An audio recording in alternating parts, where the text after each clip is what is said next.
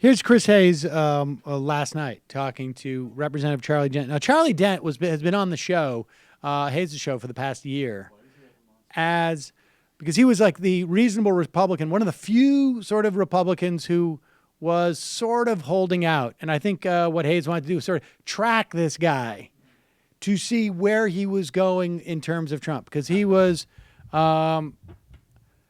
he started out stalwart. No Trump. And then Hayes started saying, like, we've got the Trump curious.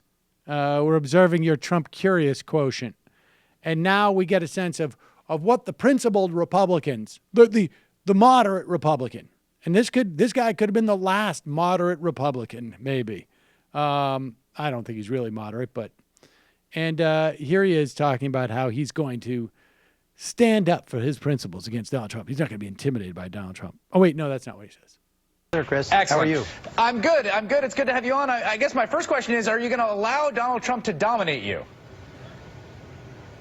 Oh, my goodness. Look, we're going to work with the president when he's on the right track. I think we'll support him when he's on the right track. But if he goes in a direction that's probably where we might disagree, we might have to check him from time to time. We might. And I think it's pretty basic. We have a separation of powers system.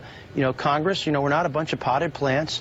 We will work in partnership with the administration when they're on the right track, and there might be times where we disagree, and there might be times we might be able to help them fashion policy and make it better. So here's an interesting place where I think some of this comes to head. There's been a lot of discussion about a possible infrastructure/stimulus bill. $1 trillion over 10 years, a lot of money.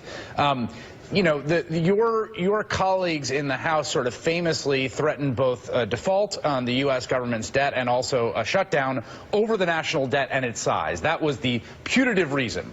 We're now hearing that several members are saying that if there is such a bill, it would only be 50% paid for. I mean, it would expand the deficit quite sizably. Is that the kind of thing that you'd just be willing to go along with, or would you have to object out of principle and consistency?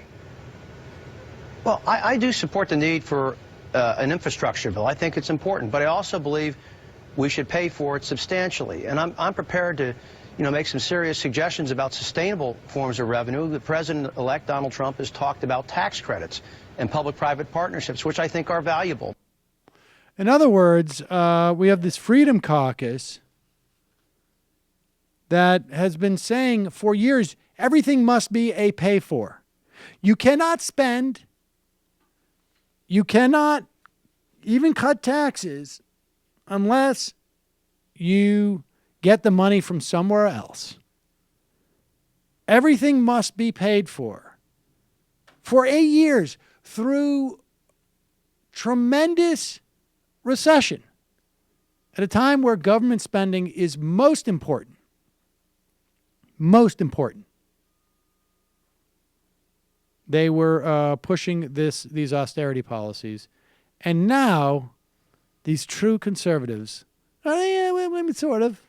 So we're sort of there still. And the answer is yes. Yes, I will completely roll over. Yes. Whatever Mr. Donald Trump, president electoral wants. Chris, that was a black guy asking for that before, so I think the circumstances have changed a little bit. Yeah.